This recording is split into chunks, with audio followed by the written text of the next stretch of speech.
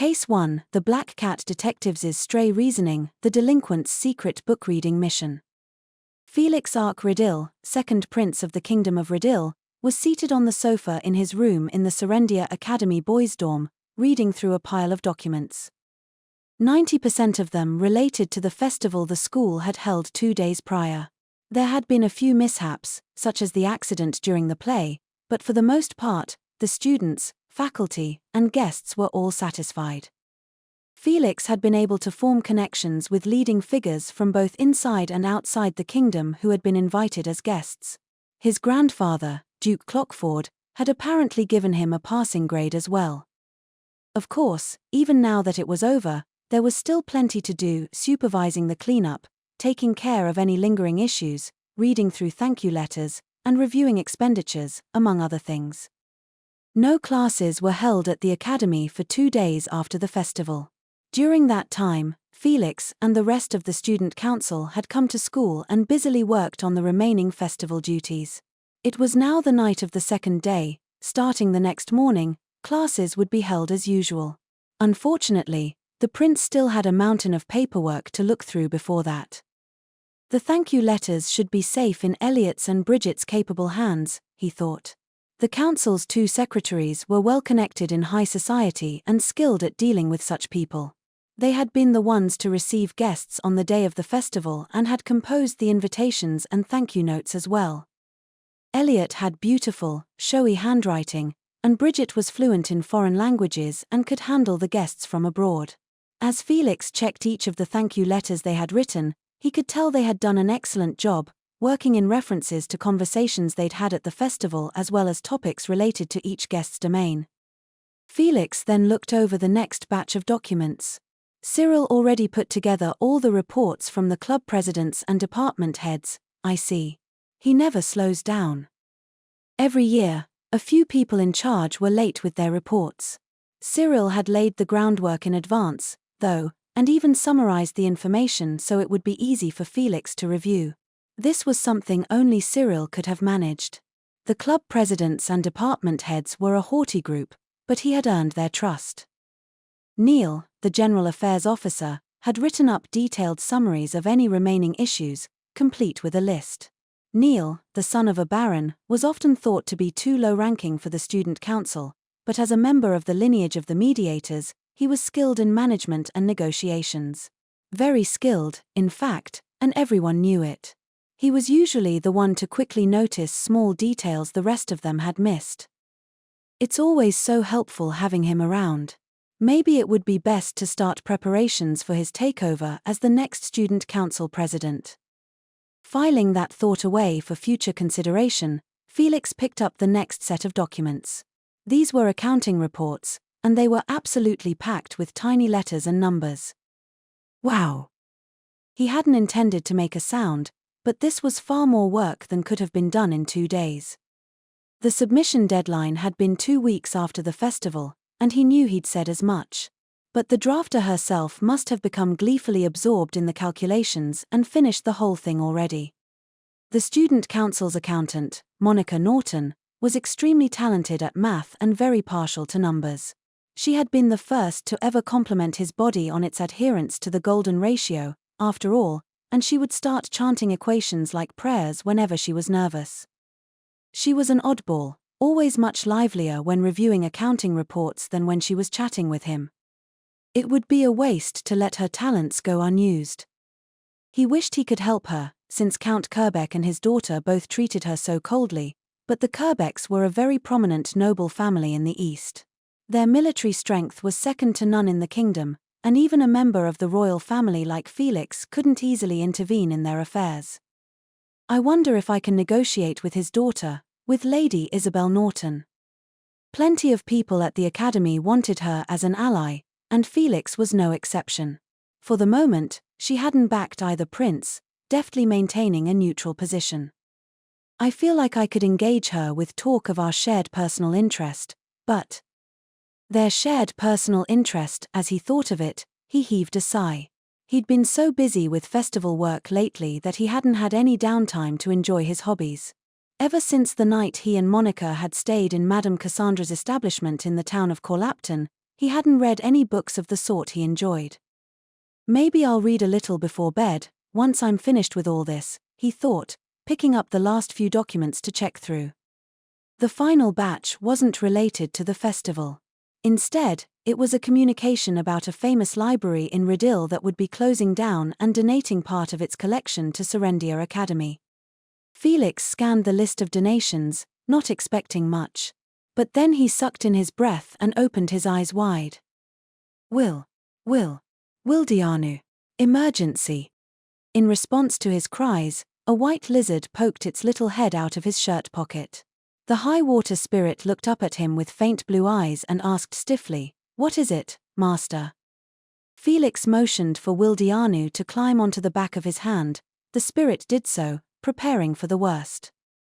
The prince traced his finger over the name of one of the books in the list. One of these donations. It was written by the Silent Witch. By Lady Everett. The white lizard looked at the prince like he wanted to say something but remained silent. Felix was excited, and his cheeks flushed a rosy red as he prattled on. And it's the thesis where she talks about quick chanting, even though she doesn't need to chant at all. She has such a depth of knowledge when it comes to magecraft formulae. She even famously created a few new ones herself. In this book, she writes about how to shorten one of the formulae she proposed. As a fan of the Silent Witch, I must read it. Don't you agree, Wildianu? Master. Well, but it's a book on magecraft, and you. At the spirit's unspoken implication, Felix lowered his brows slightly and formed a sad smile. Yes, I know. If I borrow it, there will be a record. Felix knew that his grandfather, Duke Clockford, regularly checked what books he borrowed from the library. The prince was forbidden to study magecraft, so he couldn't borrow any books on the subject from the school. If he did, the Duke would know. As long as he was under the man's authority, he didn't even have the freedom to choose what he read. But even so, I want to read it. Right here, at this school, within easy reach, was a book written by the one he adored. He thought about standing in the aisle at the library to read it, but it would be extremely bad if anyone saw him. Could I have Wildianu keep watch while I read? Then he could fool anyone who showed up with an illusion.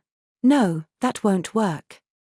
The second library where the book was stored also held several grimoires. Unlike the book in question, which explained ways to use magecraft and was essentially a textbook, grimoires were a type of magical item, imbued with mana of their own. Because of their presence, the library had a barrier to prevent any interference from spirits. As long as that barrier existed, Wildianu couldn't go near the second library. As Felix was racking his brain over how he might read this book penned by his idol, a certain girl came to mind. That's it. I'll ask her for help. Her? Asked Wildianu dubiously. Felix shot him a conspiratorial wink. A delinquent friend of mine. Monica awoke to the feeling of soft, squishy paws pushing on her cheeks. She lifted her heavy eyelids to see her attic room's familiar ceiling and a golden-eyed black cat looking down at her. The cat was her familiar, Nero. He pressed a front paw against her forehead and said excitedly, "And the culprit is you." "What did I do?" asked Monica as she squirmed out of bed. Awen, a beautiful woman in a maid outfit, was waiting to one side and bowed to her. "Lady Silent Witch," said the spirit-turned maid with the kind of casual tone you'd use to tell someone good morning. "It seems you were the culprit all along." So what's my crime?" Monica asked, confused. Awen held up a book. The title on the cover read The Casebook of Famed Detective Calvin Alcock. This is a detective novel. It's very popular right now. So that was it. Nero and Awen were obsessed with this novel, so obsessed they had pulled Monica into their little detective game right as she woke up. "Do you have any idea how crazy awesome detectives are?" asked Nero. "They're way smarter than anyone else, and they can solve even the hardest cases in a flash." Oh. The cat seemed to have a very romantic notion of what a detective was, but in Monica's experience, such people were simply information brokers. They did things like spy on potentially adulterous partners or search for lost pet cats, private investigators, essentially. But it seemed the character, Calvin Alcock, in this detective novel, outwitted even the military police to solve cases with drama and flair. So this murder happens at a rich guy's mansion, Nero continued. And the victim is pierced through the heart in a totally sealed-off room. They can't find the murder weapon anywhere. Her familiar launched into a fervent explanation of the vanished weapon and the sealed room. As Monica sluggishly got changed, she commented disinterestedly, "Couldn't someone have triggered a wind arrow spell remotely?" There were no mags among the suspects. The culprit could have escaped using flight magecraft. Mags aren't part of the story. Then someone could have used a magical item. There weren't any of those, either. Okay, then my guess would be a spirit. The culprit was human, Nero insisted. And the trick he came up with was incredible. I was totally shocked. But before the cat could explain, Awen quickly scooped him up. "Sir Black Cat, you mustn't." Revealing a mystery novel's trick robs those who haven't read it of their enjoyment. "Oh yeah, you're right." Nero put his front paws over his mouth. Monica didn't care about mystery novels, and she had no plans to read any in the future, so she didn't care if Nero spoiled the trick. If the culprit couldn't use magecraft, they could have just hired someone who could, she pointed out as she put her arms through the sleeves of her bolero. Nero looked at her in exasperation. "Look. What matters in mystery novels is that there's a hidden ruse. But isn't that kind of illogical? The grander and more intricate the trick, the more illogical it seems." "Illogical, huh?" Monica's familiar shot a glance at her desk as if he had something to say. Monica ignored him and continued getting ready. She was currently doing her hair. The festival cleanup period was over, so classes were beginning again as normal. She couldn't take her time. "I'm going to draw some water. I'll be right back," she said to Nero and Awen, opening the door to the stairs. After Monica left the attic room, Nero and Awen exchanged glances. "That's illogical, right?" asked Nero. "Yes, it is," replied Awen. In the mystery novel The Casebook of famed detective Calvin Alcock, the detective said this: "Never overlook anything odd in the course of your daily life, no matter how trivial. The culprit's true motives always lie hidden within the illogical." Nero deftly jumped onto the desk. Two things had changed about this attic room since the school festival. One was the white rose placed in a vase on the desk. "I have seen this rose before," noted Awen. "The lady silent which wore it during the school festival." "Oh, right. And this ribbon was tied to it." The dethorned white rose had a blue ribbon affixed to its stem. After bringing it back on the day of the festival, Monica had put it into a glass vase. The whole reason she was going to draw water was to change its contents. As a rule, water produced with magecraft contained mana, making it unsuited for drinking or eating. The same went for watering plants. Monica didn't mind drinking a little, though, and would create her own water to brew coffee. But now she was going out to draw water specifically for this one rose. As far as Nero knew, the girl had never particularly enjoyed arranging cut flowers in vases or taking care of them. He'd once picked flowers for her on a whim, but she hadn't admired or appreciated them. Instead, she'd hung them up near the front door to make use of the herb's bug-repelling properties. If she was displaying a rose in her room like this, something had to be going on. That wasn't the only thing that was new, either. Near the window, several white flowers had been hung using hemp twine. "What do you call these flowers?" asked Nero. "I may be amazing, but I don't know the names of many flowers." "I am not sure, either, but I believe they are wildflowers, rather than ones raised in a flowerbed." Awen was right, they were plain wildflowers. Though they were all white, they had different shapes. Some had petals growing in a radial pattern, while others were bell-shaped. Monica had picked them during the 2 days the council had spent cleaning up after the festival. Nero had asked why she was hanging them up like that, and she'd told him she was drying them out. "At first, I figured she was hanging them up to ward off bugs. But they don't have the right smell for that." "I agree," said Awen. "Especially since winter is approaching, and there aren't many insects around. I find it difficult to believe that's her reason for hanging them up. After the school festival, Monica had carefully placed the white rose in a vase and hung white flowers by the window to dry. It wasn't like her. It was illogical. What did it all mean? I smell a case, said Awen. Yep. Same here. They knew she'd tell them if they asked, but they wanted to play detective, and for that, they needed a case. Nero deftly folded his front legs and grinned. And I suppose that means we need a detective. Would you care to have a talented head maid as your assistant, Lord Detective? The black cat detective and his head maid assistant. I like that. Sounds like a crazy strong combo. They nodded to each other, opened the window, and headed out together. When Monica returned a few minutes later with the water, she was confused by the cat and spirit's sudden disappearance. Telling herself they must have gone for a walk, she changed out the white rose's water. The first class after the 2-day break was an elective. Monica had chosen chess and horseback riding, and this class was the latter. Clad in her riding uniform, which she hadn't worn in a while, Monica practiced her form atop the horse, with Felix supporting her from behind as usual. I'm surprised, he said, sounding impressed. You've gotten a lot better. The corners of Monica's lips tingled and squirmed in happiness. She couldn't tell whether she'd genuinely improved, but she was no longer as scared of being up so high. I'm glad I practiced flight magecraft. Recently, Monica had been spending her free time atop a broom, practicing her flying.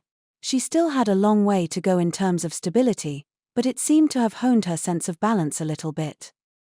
You've been practicing in secret, haven't you? Well, I suppose I have, she answered with a smile. Felix reached around from behind and put his hand on hers as she gripped the reins of her horse. In that case, why don't we try a little trot? OOF. Okay. She wanted to say that she was still too scared to run, but she swallowed the words. There were many things, flight magecraft and dancing included, that required one to learn by doing. She couldn't keep walking her horse around forever. Felix gave the animal's flanks a light kick to set it into a slow trot, then headed for the advanced course. Wait. We're going that way? Monica had assumed they would be trotting around the basic course for beginners.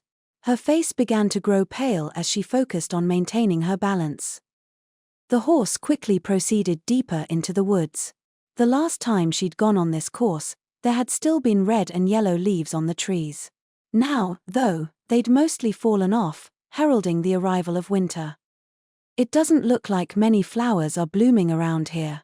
She'd been hoping to pick any she found of a good size, but she kept that thought to herself. Eventually, Felix brought the horse to a stop along the course. Then he turned it toward a side path, one Monica remembered. It's his secret walking route, she thought. This wasn't an official course, and given how tight the path was, traversing it on horseback was difficult. As Felix slowly guided the horse at a walking pace, Monica asked, "Are you, going to watch a magic battle again?" "Well, that, and I actually had something to ask of you." Before he could finish, they heard a loud blast from deeper in the woods. It was the sound of flame-aspected magecraft. Apparently, a battle had already begun. Calming the spooked horse, Felix moved them to a spot where they could view the action. Farther into the woods, there was a slightly more open area. There, a barrier was set up for the purpose of conducting magic battles. Magecraft attacks couldn't hurt those inside it. Instead, they drained the target's mana. Cyril Ashley. Today's the day I finally defeat you. The cry came from a tall male student with short blonde hair. He'd been challenging Cyril the last time they came to watch, too. He was a third-year student in the advanced course named Byron Garrett, and he was also the president of the Magic Battle Club. Byron chanted rapidly. Monica couldn't make out the whole incantation, but with how short it was, she could tell it was a quick chant. The boy swung one arm forward, and a fiery spear appeared in the air before flying straight at Cyril. The aim was off, though. Cyril didn't even have to avoid it. The spear struck a nearby tree and dissipated. Cyril's opponent doesn't seem very used to quick chanting, thought Monica. The third and fifth clauses of his formula were wrong, causing a decrease in the mana's density and accuracy. Still, the boy continued awkwardly quick chanting, this time creating about 10 flaming bolts and sending them after Cyril. While these packed less of a punch, the quantity ensured that a few of them would hit their target. Before they could, though, Cyril created a wall of ice to block them. Then, maintaining the ice wall, he knelt down and touched the ground. From his finger sprouted slender, ivy-like stalks of ice that traveled over the earth, reaching for Byron, who didn't notice them. As Byron desperately continued his quick chanting, the tendrils of ivy reached his feet and touched the tip of his shoes. Immediately, they expanded in size and froze his foot solid. By the time his opponent noticed what had happened to his legs, Cyril had already cast his next spell. This time, a rain of ice arrows shot down from above. These were also the result of quick chanting, but they were far more precise. Lord Cyril has a high mana capacity, as well as solid control. And if he can use quick chanting without issue, then he must have a good understanding of magical formulae. He could easily work his way up to the level of a high mage if he learned to use spells beyond ice magecraft. As Monica mulled this over, Felix started their horse at a slow walk. Cyril's improved again, he noted. Yes. It's amazing. It is, replied Felix quietly. His voice was gentle and kind, but Monica heard a twinge of envy in it. He really does want to study magecraft, she thought. Why would that be forbidden to him? Was it a problem with his constitution? Perhaps his mana levels were extremely low, for example. Oh, she said. Sir, you said, well, that you had a request for me. That's right. Felix brought the horse to a stop a short distance from the barrier enclosing the magic battle. Monica, he whispered into her ear. She nearly jumped out of her skin. His hand was on hers where she held the reins, and she could feel it squeezing her fingers.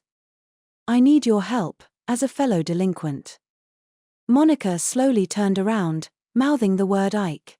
When she looked up at him, she saw how serious he looked. He seemed almost desperate.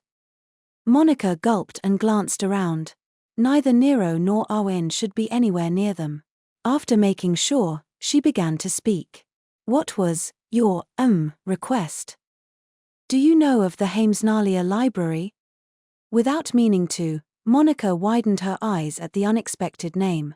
Back when she'd first become a sage, Louis had taken her to the famous library, one of the most historied in the kingdom, to do some work sealing grimoires. We found the first Witch of Thorns' grimoire and ended up in quite a situation, she reflected, nodding to Felix. The Heims. I've heard of it, at least. They closed down a little while back, he explained. Part of their collection is being donated to the Serendia Academy Library. And one of the books. His grip tightened. His voice was passionate and miserable as he whispered to her. One of them is an essay by the Silent Witch. Monica's throat made an odd, guttural noise. She didn't fall off the horse in shock, though, which she figured was worthy of praise. So, you want me to? The library keeps a record of who borrows what, so I can't read any books on magecraft. She watched him as his face took on a rosy, fervid hue, his expression entranced, as though he were talking about someone he loved. But I must read it. If I'm to do so without leaving my name in the record, though, I'll have to read it right there in the library. Secretly, so nobody finds out. So then, while I'm reading it, I want you to be my lookout. It had already been several months since Monica had been entrusted with the second prince's protection. How could she ever have imagined he himself would ask her to keep watch while he secretly read a book in the library?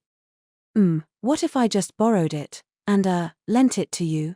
Would that?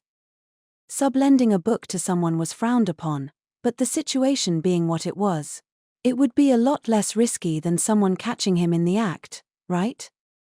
But Felix shook his head bitterly. I considered that, too, but you haven't completed a fundamental magecraft class, right? If you borrowed it, Someone might suspect something. He was right about that. Monica was hiding her identity as one of the 7 sages, so she didn't want to check out any magecraft books and risk leaving a record. If someone was to press her on why she'd done so, she wouldn't know what to say. I didn't know the Hames had one of my essays. I wonder which one it is. Some of them would take a long time to read, she thought, groaning inwardly. Magecraft books are, well, kind of dense, right? Will you be able to read the whole thing while standing there? I'm confident in my speed reading and memorization abilities. Monica wished the prince would put his remarkable talents to use doing something else. But he wants to read it that badly, huh? If Ike, Monica's one and only delinquent companion, was this desperate, then she wanted to help. Squeezing the reins, she looked up at Felix. When, do you want to do it? At that moment, Monica was sure she saw his face light up. They'll be putting the donated books on the shelves after class today. Fortunately, we don't have a student council meeting, so, will you help me? She nodded. Felix's eyebrows rose in a mixture of relief and glee. Thank you. Gah. Damn that Cyril Ashley. I can't believe I lost again.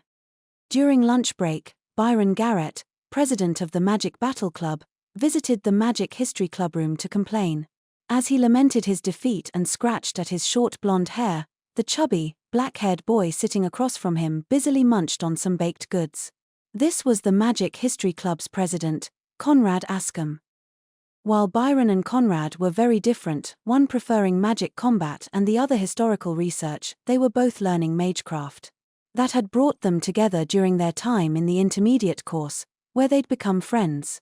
They would often go to each other's clubroom to chat. This makes 27 losses out of 27 matches since the beginning of the year, noted Conrad. He humiliated me. Damn you, Cyril Ashley. Not even of noble birth, but appointed to the student council by the prince on account of his incredible work ethic. He's just. Byron pounded his tightly squeezed fists against the desk and shouted from the pit of his stomach, he's a real-life paragon. Conrad watched his friend out of the corner of his eye as he leisurely sipped some tea. His gaze was on something far in the distance. You really like the guy, huh? I do not like him, but he sets an excellent example for the rest of us. I just think I should learn from him. Yeah. Don't you remember the tragedy of our first meeting, Conrad? Byron hit the desk a couple more times to stress his point. Conrad laughed breathily, like his voice was hoarse. Yes, it was quite the tragedy. You mistook him for a girl, ogled him, tried to flirt with him, and it turned out he was a boy. Heh. Back when he was in the intermediate course, a transfer student Byron hadn't seen before, Cyril Ashley, had come to one of his electives. At the time, Cyril was much shorter, and when he sat down, he had the air of a delicate young girl. Plus, since Byron was in a different grade, he hadn't known Cyril's first or last name. Since the new kid didn't know right from left, Byron had decided to offer him guidance and spoke to him with pretty clear ulterior motives. But upon learning his target was a boy, Byron had fallen into a considerable fit of despair. And the tragedy hadn't stopped there, either. After moving into the advanced course and getting engaged, Byron had accidentally overheard his fiancée talking about Cyril. My type. Well, you know, like Lord Cyril Ashley, I suppose. A day later, Byron challenged Cyril to a duel and quickly lost. Damn you, Cyril Ashley. Not only did you steal my heart, but my fiancée's, too. He pounded the desk again and yelled, you thief. You first love thief. At this point, Conrad's laughter sounded more like strange, inhuman coughing. Care, BFFT. Things still aren't going well between you and her, are they? Maybe you should spend more time chasing after your fiancé instead of the vice president. I told you, I just want to beat him to a pulp. That will open her eyes. Conrad watched his friend as if gazing at a heartwarming scene, then stroked his chubby chin. If you want your fiancé to pay more attention to you, shouldn't you have given her a flower accessory during the school festival? I'm sure if you gave her a yellow rose with an orange ribbon as a gift. Byron knew about the custom of giving a rose ornament to a female student you wanted to dance with. But he kicked Conrad's suggestion to the curb with a sniff. I've no need of such customs. Many of the members of Byron Garrett's family became knights or joined the Magic Corps. Perhaps that was why he had a hot temper and a tendency to obsess over manliness and honor. Giving her flowers, he scoffed. Weak. I didn't have to do that to dance with her. Right. And how did she react? She treated me as coldly as ever. What of it? It seemed to Byron that, unless he beat Cyril Ashley, his fiancée would never pay any attention to him. Desperate, he'd learned quick chanting, but his precision left something to be desired. Whenever he did a quick chant, his spells always came apart somewhere. At worst, they would dissipate before even reaching their target. Magecraft was a skill only realized through vast and extensive calculations. Even for a single flame spear, you needed to derive its power, shape, speed, flight range, and duration, then work all that into the formula. If he was being honest, Byron knew quick chanting was still too much for him. But he wanted to win. He wanted to beat Cyril Ashley. As he grumbled, Conrad leaned forward and lowered his voice. Heh. You may have 0 wins against that first love thief, but I have good news for you. You do? Conrad gave another loud, breathy laugh as he smiled and nodded. There are a number of books being donated to the library, and one of them. In order to solve the mystery of Monica's sudden interest in flowers, the Black Cat detective, Nero, and his faithful assistant, Awen, split up and conducted their own investigations. Once finished, they reunited at their secret base. I understand the term secret base tickles boyish fancies, said Awen. Well, I'm not a little boy or anything, but I totally get that. It's pretty nice. Nero and Awen's secret base was a building more generally referred to as the Old Dormitory. It was located deep in the woods on the grounds of Serendia Academy and was quite a bit more cramped than the current dorms. The structure itself wasn't that old, though, it still seemed perfectly usable. However, the surrounding land had a very high concentration of mana, which had been deemed unsafe for humans. That had forced the school to abandon the place. There were magical items that could absorb the excess mana from soil, but certain areas weren't conducive to the process. The land near the old dorm must have been one such example. Though people with low tolerances who lived for an extended period in such places could suffer from mana poisoning, spirits, for whom mana was basically food, found them most comfortable. Hence Awen's frequent visits to the old dorm. The wind spirit seemed to have made it into her own little hideaway. Nero took a look around the building's entrance hall and nodded, satisfied. Yep, this is one good secret base. Despite being abandoned, it had clearly been constructed for the sons and daughters of nobles. The inside was expansive and comfortably decorated. Not bad, in the cat's opinion. He'd have loved it even more if there were a few couches and easy chairs, but he couldn't ask for that much.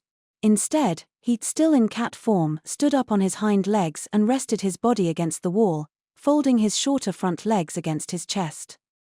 It was one of the awesome detective poses he'd come up with, leaning against a wall, arms folded. Now if only he had a pipe.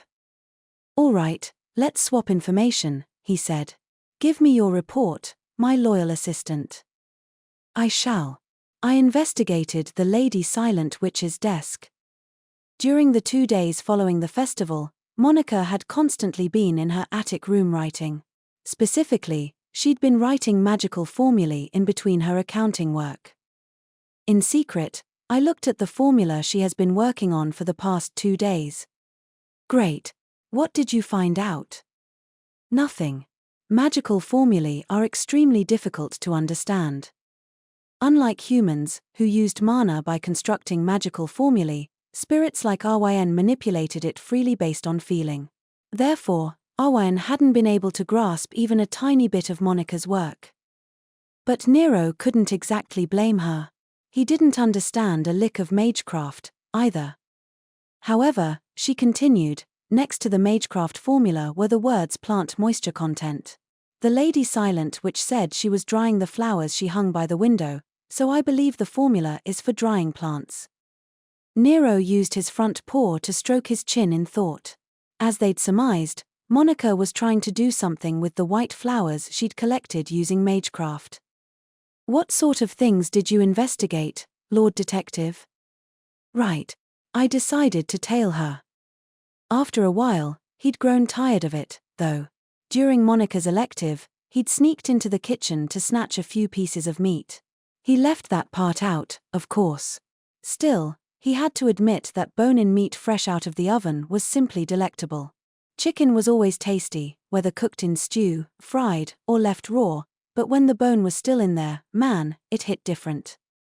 Nero licked his lips. There was still a little grease on them. And I overheard her talking with her classmate Lana during her afternoon break. He thought back to the conversation. Monica, you don't have student council work today, right? We should have a tea party. I got a hold of some very good leaves. Lana had smiled as she made the proposal, but Monica had started playing with her fingers apologetically. I'm really sorry. After school, I have something really important to do. A really important thing to do, naturally. This was news to both Nero and Ryn. Suspicious, right? Said the cat. Suspicious, indeed, replied the maid. We'll need to keep a much closer eye on her. No one present thought to ask the very reasonable question, what happened to Monica's mission of guarding the second prince? The black cat detective and his maid assistant, both burning with a detective's sense of duty, nodded to each other and immediately headed for the school building. Once classes were over, Monica made her way to the library, fidgeting and worrying about others watching her. Obviously, there was nothing she needed to worry about. She was an academy student, and she was just using the library. But the request she'd received made her nervous nonetheless. At Serendia Academy, the library was housed in a separate building from both the intermediate and the advanced course classes. Each of the three structures were linked by covered walkways. Felix was waiting for Monica in front of the passage leading out of the advanced course building. Hey there, he said, waving casually. Hello, she stammered. Glad to see you. Let's be going, shall we? As he looked toward the library building, Felix's blue eyes seemed to somehow sparkle, and there was a bounce in his step. It was time for their mission to begin. Magecraft books were highly technical, so they were kept in a separate room from the general use books. This library kept them up on the second story in Library 2, along with the grimoires. If anyone unfamiliar with magecraft was to go in or out of that room, it would be enough for someone to notice and remember. The two of them would pretend to be on student council business, there to check if the donated books had been correctly stored and evaluate the librarian's work. That would get them into Library 2, where they'd pretend to check over the list while getting closer to the shelves. And there, Felix would find the book he was after and stand around reading it for a while. Monica's job was to keep watch in the interim. If anyone came, she was to stall for time by saying they were currently matching these shelves up to their list, for example, so that Felix could return the book and they could leave with nobody the wiser. This is so much work just to stand there and read a book. And it's one of my essays, too. Ooh. She privately pressed a hand to her stomach as Felix said, "Here's the list," and passed her a piece of paper filled with the names of books. Naturally, it was the real thing. And judging by the handwriting, Felix had written it himself.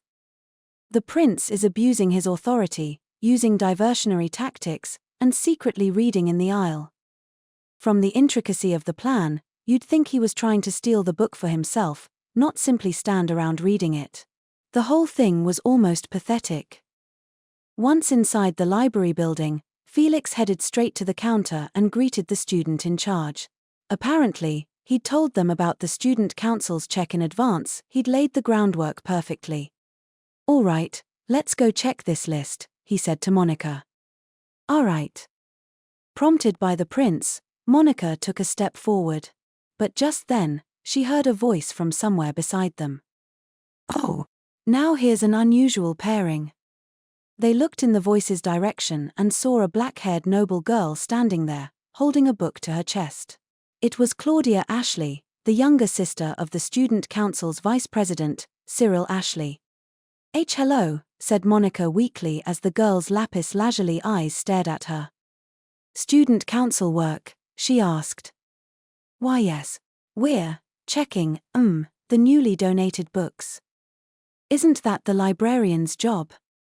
Monica's shoulders gave a surprised jolt, but Felix cut in immediately. We had an incident in the past where a librarian didn't put the donated books on the shelves and instead sold them in secret. We're here as student council members to double-check and deter anyone from doing that again. That happened 38 years ago, muttered Claudia as if to herself. She was suspicious about why the prince would bring up such an ancient matter after all this time. But something about Claudia's attitude bothered Monica.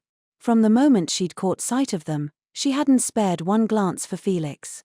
She watched Monica and Monica alone, only responding to the prince's words by muttering to herself. Is it because she thinks I'm more likely to give us away? Thought Monica, panicking. Claudia brushed a strand of black hair off her cheek and behind her ear, then glanced around. I see my brother isn't here with you. Such a boring task would better suit him, I think. I do boring jobs sometimes, too, said Felix, smiling at her. The expression was one of familiarity and warmth. Most people would have been impressed at how passionate he was about his work. Claudia, however, didn't even look at him, instead keeping her eyes on Monica as she once again muttered to herself. Actually, I recall him saying that he didn't have any student council work after classes today and so he would be practicing his magecraft. He implied nobody else on the council would have any work, either. How odd. If Cyril found out Felix was doing work in the library, he would immediately insist on helping. And then Felix wouldn't be able to stand around and read. Now Monica started to really panic. Felix, though, responded in a completely natural tone of voice. Cyril did a lot to help with cleaning up after the festival. I wanted to give him the day off. So you decided to drag around Monica instead, came Claudia's sharp reply. The prince seemed unsure how to respond, though he kept smiling. Monica didn't know what to do.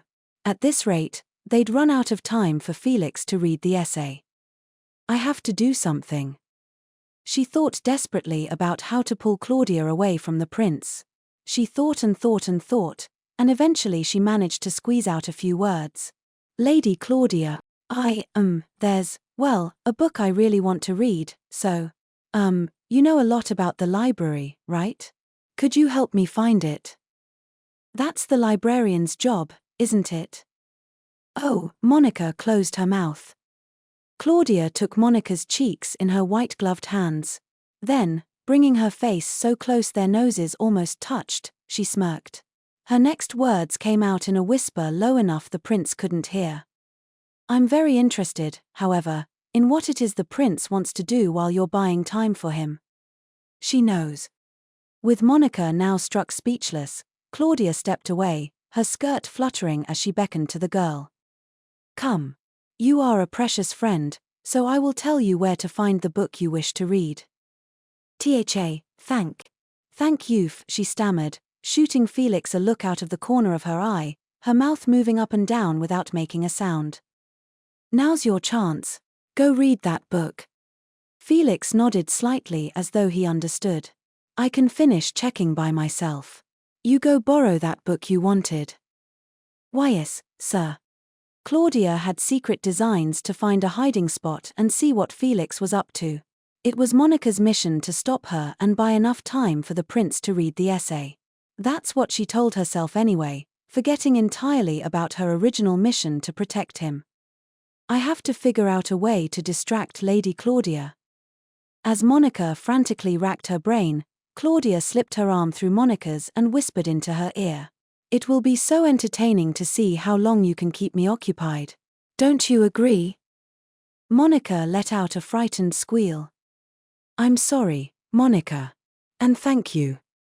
Felix sent his silent gratitude as Claudia dragged Monica away, then hastened up to Library 2. Losing his lookout was a hard blow, but he was good at sensing when others were around. Not many people used the upstairs library, so he'd know right away if anyone approached. I'd like nothing more than to lose myself in the text, but that would be asking too much. Monica was risking life and limb to buy him time. He couldn't waste what few moments she'd stolen for him. It seems Lady Claudia dislikes me quite a bit. Monica probably hadn't realized that. The noble girl generally treated the prince like he wasn't there, and whenever she replied to something he said, she'd look away and say it as if talking to herself. Her behavior was incredibly rude considering he was royalty, but Felix didn't intend to criticize her for it. Better not to make enemies of the lineage of the wise, said to be the ultimate knowledge keepers in the kingdom of Ridil. Felix climbed the stairs to one side of the first-floor hall, heading straight for Library 2. Unlike the first floor, which had a lot of books for casual reading, the second floor held mostly technical volumes, so it usually had few visitors. But that day, there seemed to be an awful lot of students around.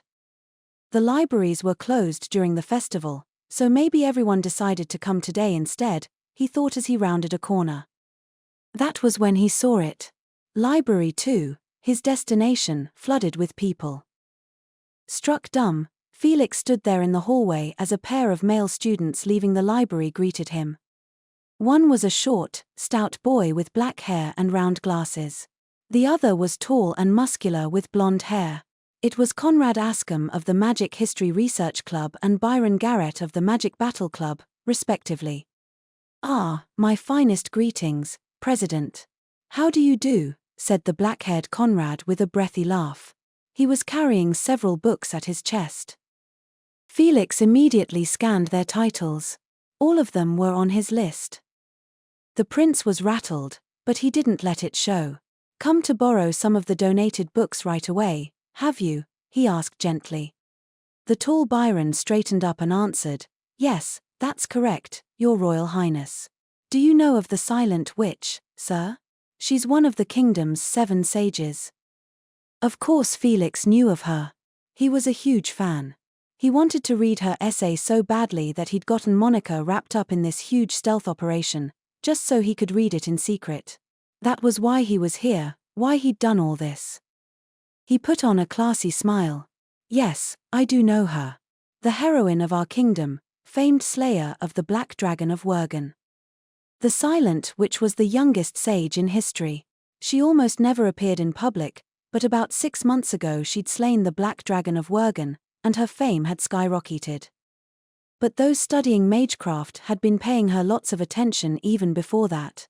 The Silent Witch had been composing original magical formulae ever since her school days. She was a girl genius, responsible for overturning what everyone else considered common sense. Her research had single-handedly forced major rewrites in fundamental magecraft textbooks. Obviously, the Silent Witch is known for using unchanted magecraft, continued Byron. But she also wrote an essay about quick chanting. Did she? Don't tell me, thought Felix, looking at the books in Byron's hands. Unfortunately, the boy's arms were big and strong, hiding the authors' names from sight. "You see, sir, I've been struggling quite a bit with quick chanting lately. So I borrowed the Silent Witch's book as soon as I could. Now I'll be able to defeat Cyril Ashley in our next magic battle for sure." The prince had to swallow the words he really wanted to say. "How many weeks do you plan on borrowing it? Tell me when you bring it back, I'll come straight here to read it." But perhaps he could at least find out when the return date was. As Felix thought seriously about his next move, Conrad gave another low, breathy laugh and put a hand to his mouth. "It's a good thing you borrowed it first, Lord Byron. After all, her books are beyond popular. How many others were on the waiting list?" 10. 10 people on the waiting list, repeated Felix. "And I'm sure the number will only increase," added Conrad. "That's how popular she is, sir." "Well, that's wonderful." It really was wonderful that everyone else held the Silent Witch's abilities and achievements in such high esteem. As a fan, it made Felix happy. But he'd wanted to read it. Though he maintained his smile, disappointment hit him faster and harder than it had in a long time. "Hey, there's Monica. She seems to be with a friend." On the sill of a high window on the library's first floor sat a black cat and a small yellow bird. It went without saying that these were Nero and Awen, currently tailing Monica. After entering the library building with the second prince, Monica seemed to be searching for a book with Claudia Ashley. Monica's behavior, however, was suspicious in the extreme. She always acted strangely in crowded places, but right now the color had drained from her face, her gaze was wandering, and she kept moving her hands around for no reason.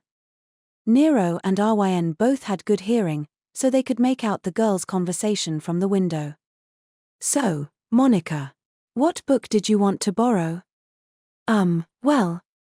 There is a book you want to borrow, right? Yes. I wanted to borrow a book about plants. There's something I'd like to make. You want to make something? Monica nodded several times, then, embarrassed, fidgeted with her fingers and whispered something into Claudia's ear.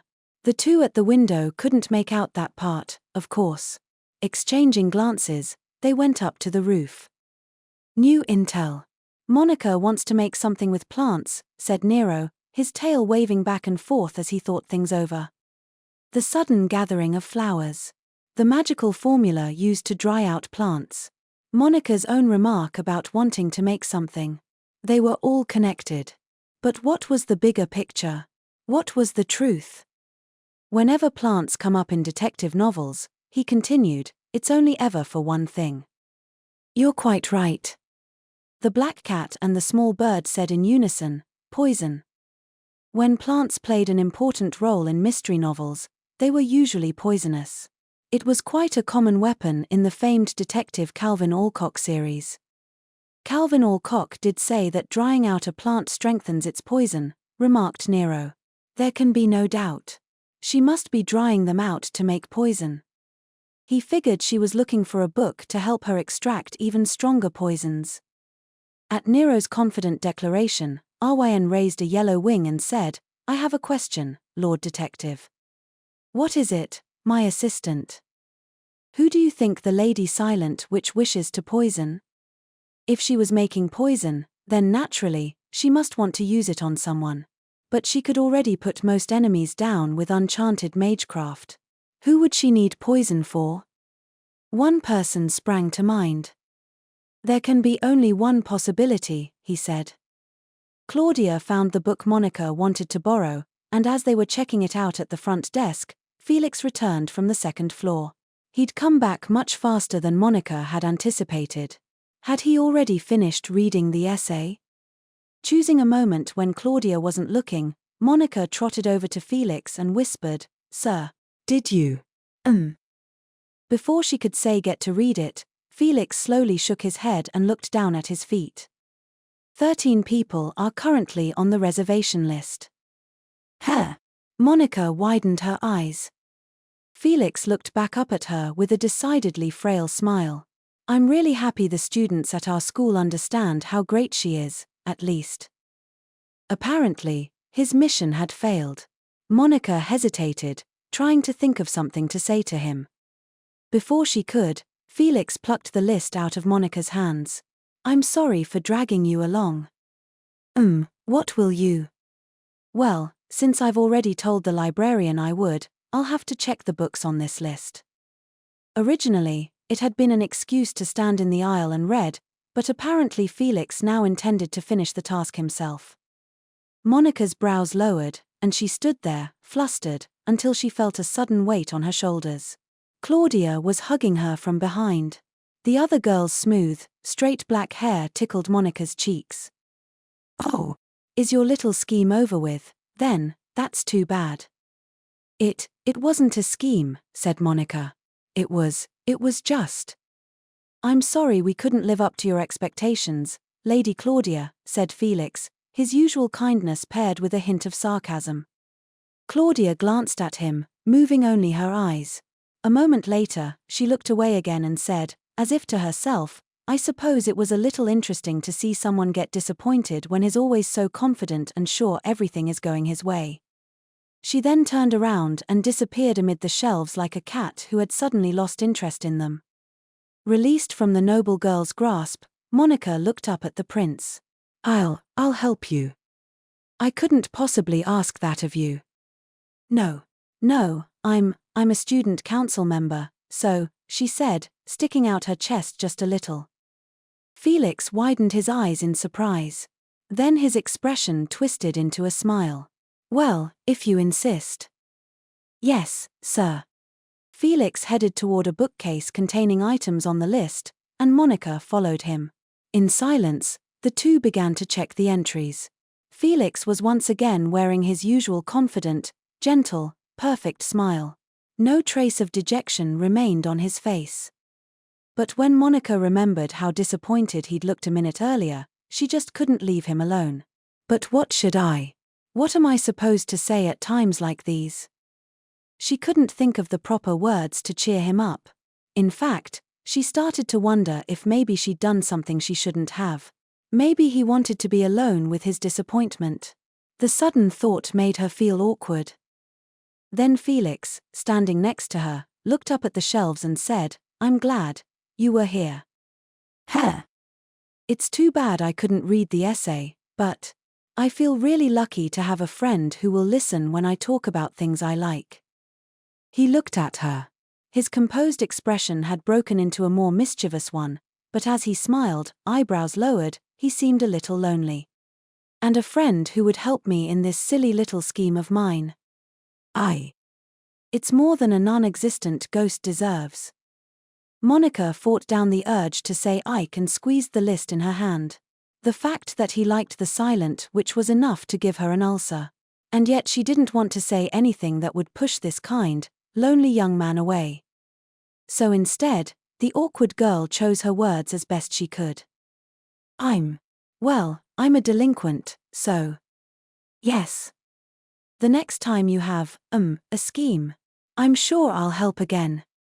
Abruptly, Felix laughed, straight from the heart. Monica was pulled in, and she started to chuckle, too. The prince hid his mouth with a hand, but his eyes were still smiling. That's very reassuring. There are 13 people on the waiting list. So we'll just have to pray it goes back onto the shelf before I graduate. Indeed. By the way, what did you borrow? He asked, looking at the book under her arm. It was the one she'd had Claudia find for her earlier while attempting to buy time for the prince. Oh, well, this is. I'd like to make, she answered, smiling. Ever so slightly, Felix knit his eyebrows and pursed his lips. That isn't fair. Monica began to panic. The prince hadn't been able to read his essay, but she, despite being there only to help him, had gotten exactly what she was looking for. That had been a little mean, hadn't it? I'm sorry, she stammered. I'm the only one who got to borrow a book. No, I didn't mean you. Felix bent down and whispered into her ear. I'll return the favor sometime. You can look forward to it. Finished with her work in the library, Monica went back to her attic room with the book she'd borrowed. Winter was close, so the sun would set early, and she had something she wanted to finish while it was still light out. She climbed up the ladder to her room. But when she pushed up the door and went inside, Nero, in his black cat form, said something odd. Monica Everett, the silent witch, the culprit, is you, he declared, pointing his front paw at her. Are you still playing that game? She slipped past the cat and set her things on the table. Awen was also waiting in a corner of the room in her maid form. Lady Silent Witch, please allow me to explain. At the spirit's formal tone, Monica unconsciously braced herself. Awen continued in a flat voice. Lord Louis possesses a truly awful sense of taste and a strong stomach. Even if you gave him rotting meat or fish, he would cook it, put jam on it, and eat it. Why was she suddenly bringing up Louis? Oh, said Monica as she took down the hanging flowers and lined them up on her desk. Ryn continued. Lord Louis has been known to stubbornly keep going, thrashing about uncontrollably, even after consuming enough poison to paralyze a bear. Wow. So I don't believe poisoning him will be very effective. A flower fell from Monica's hand. The conversation had taken quite a violent turn. Poison him, she repeated, at a loss. What were they talking about? Nero jumped onto the desk and pointed to the row of flowers with his paw. You've been gathering flowers and hanging them over there for the past few days, haven't you? And today you borrowed a book about plants. Yes. And here's the last piece of evidence. Nero turned to Awen, who took a sheaf of paper out of her apron and unfolded it without a word. The pages detailed the magical formula Monica had been working on recently. This formula, said Nero, is for drying out plants, isn't it? Monica nodded. It is, but... Her familiar bobbed his head up and down, looking increasingly convinced. So you've been drying out plants to extract poison. And you were trying to use it to kill your awful colleague, Loun Tata. Like I've said many times, it's Mr. Louis. Please try to remember. Your motive is your grudge against him for forcing you to take this ridiculous job, said Nero, ignoring her. Then, like a human might clap a friend on the shoulder, he used his front paw to pat Monica's upper arm. The evidence is all right here. Now confess, Monica. But there was no crime, she thought. What am I supposed to confess to? And what an awful claim, saying that she was plotting to kill someone with poison. Listen. This book. She held up the volume she'd borrowed from the library and flipped to the page she was after. As Nero had said, the book was all about different ways to process plants. It most definitely wasn't for making poison. I borrowed it to research how to dry flowers, she explained. That magical formula is for removing moisture from plants. Monica glanced at the book's description of how to dry out flowers. She'd never once been interested in the topic, and she'd initially figured she could just remove the moisture and that would be that. But according to the book, leaving them in direct sunlight could change their color. In other words, she shouldn't dry them by the window, where the sun would hit them. She sighed with relief, glad she'd done a test run on ones she didn't care about. Now, let's see. To create beautiful dried flowers, it's important to remove the moisture quickly while their color is still vivid, right? In that case, I can probably make them look prettier by removing the moisture with magecraft instead of letting them dry naturally. Monica lifted up one of the wildflowers she'd picked, then, without chanting, she cast a spell to remove its moisture. But she must have gone too far, because it turned brown, withered, and crumbled. She picked up another one, this time taking more care. Nero and Awen watched her, mystified. Hey, Monica, said Nero, when you say dried flowers, you mean like dried meat, right? What do you want with stuff like that? I don't know about dried meat. But if I do this, I can preserve the flowers so they stay pretty for a while. Monica picked up the last flower and used the spell again. This time, she dried it perfectly, leaving its whiteness intact. Good, she thought with a nod, picking up the white rose she had in the vase. With still greater focus and concentration, she very carefully removed its moisture. The fresh, vibrant rose shrank somewhat as it dried, but almost all of its white coloring remained. When the stem shrank, it caused the blue ribbon to loosen, so, with careful motions, Monica retied it. Dried flowers tended to fall apart with the slightest impact. Once she had the ribbon looking good, she put the rose in a glass jar with a large mouth and sealed it with a cork. Finally, she cast a spell to preserve the jar's contents, and then she was done. I did it. One of the 7 sages had just poured all her knowledge and technique into making this dried flower jar. Monica held it aloft in both hands and smiled, satisfied. Nero groaned. He sounded frustrated. So your goal was to make a dried flower specimen. This case just got a lot more complicated. As the black cat detective balked, Monica held out the jar with a little bit of pride. This is a charm that will make me just a little bit stronger, she said, opening her locked drawer. Inside were her father's coffeepot, the comb she'd bought with Lana's letters, her father's book, the peridot necklace, and the embroidered handkerchief. Monica gently placed the white rose jar inside her drawer of treasures.